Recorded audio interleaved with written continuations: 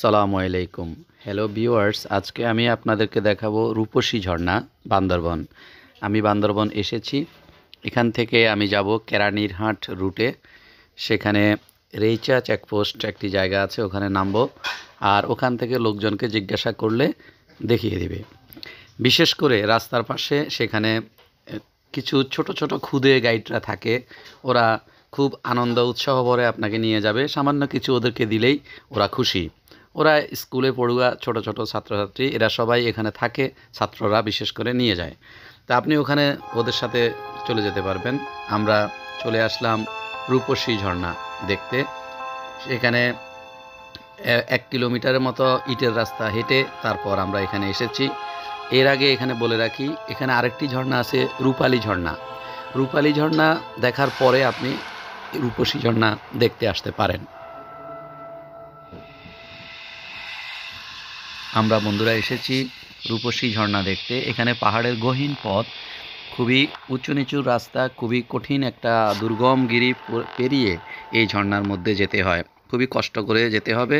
আপনি জুতা খুলে অন্য জুতা পরবেন। আমি সেজন্য আজকের এই স্যান্ডেল পরে এখানে যাচ্ছি।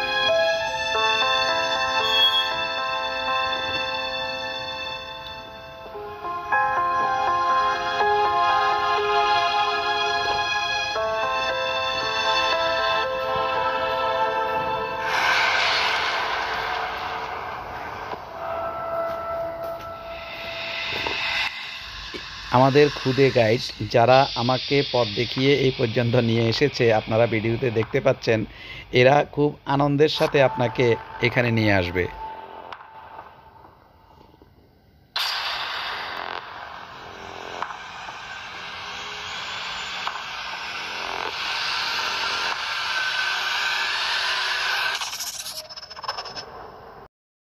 অবশেষে আমরা রূপসী ঝর্ণার পাশে চলে এসেছি। এরকম পাহাড়ি দুর্গম পথ বেয়ে এরকম বড় বড় শিলাখণ্ড পাথরের টুকরোর পথ পেরিয়ে আসতে আসলেই অনেক শিহরণ জাগছিল। সত্যিকারের আনন্দ পাচ্ছিলাম এই পাহাড়ি এলাকা পরিভ্রমণে। বন্ধুরা, এখন শীতকাল বিধায় এই ঝর্ণা দিয়ে পানি প্রবাহ এখন একটু কম হচ্ছে, কিন্তু বর্ষাকাল হলে এখানে এই ঝর্ণা প্রচুর পরিমাণ পানি প্রবাহিত হয় এবং এখানে এখনও ঝর্ণার নিচে গেলে কোমর পর্যন্ত পানি আছে। আমি অল্প একটু গিয়েই আর এগুতে পারলাম না, দেখলাম যে গভীর খাদ আছে নিচে। তবে বর্ষাকালে আসলে এখানে প্রচুর মজা হবে, অনেক বেশি পানি হবে এবং এই পথ দিয়ে হেঁটে আসাটাও অনেক তখন ঝুঁকিপূর্ণ, কষ্ট করে, আরও বেশি কষ্ট করে এখানে আসতে হবে।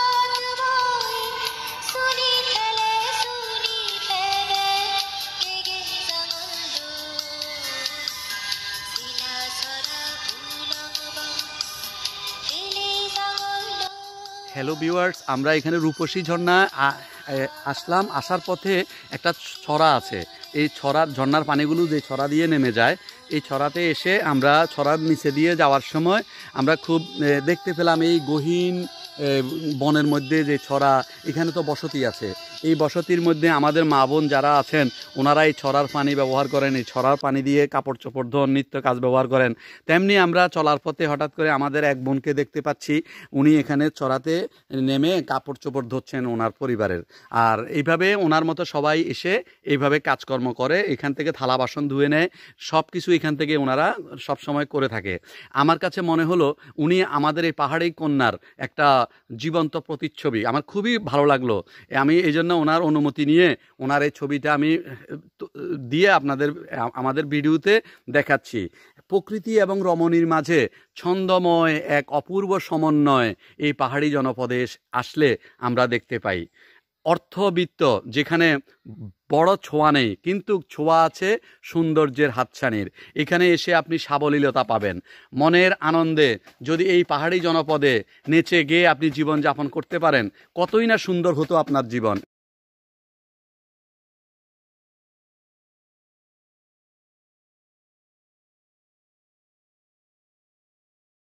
আমরা কি পারি এত সুন্দর করে জীবনকে মধুর করে রাখতে? এই জন্য আমরা ওনাকে একটু দেখাচ্ছি। আপা, আপনি একটু যদি আমাদের দিকে খেয়াল করেন। আপা, আপনার নাম কি? ইয়াসমিন আক্তার। আমাদের আপার নাম ইয়াসমিন আক্তার বন্ধুরা। উনি এখানে, ওনার বাড়ি এখানে। আপনি কি প্রতিদিন এখানে কাজ করেন আপা? আচ্ছা, ওনার প্রতিদিনের সাংসারিক কাজকর্ম এখানে করেন উনি। আপনি কি এই পাহাড়ি জনপদে বসবাস করে নিজেকে সুখী অনুভব করেন? হ্যাঁ, উনি খুবই সুখী। ওনার মনে দুঃখ নেই। উনি ঢাকা শহরের বড় বড় প্রাসাদের মধ্যে গিয়ে বসবাস করতে পারতেছে না, এই জন্য ওনার মনে দুঃখ নেই। উনি এই সুন্দর প্রকৃতির পরিবেশটাকে আপন করে নিয়েছেন।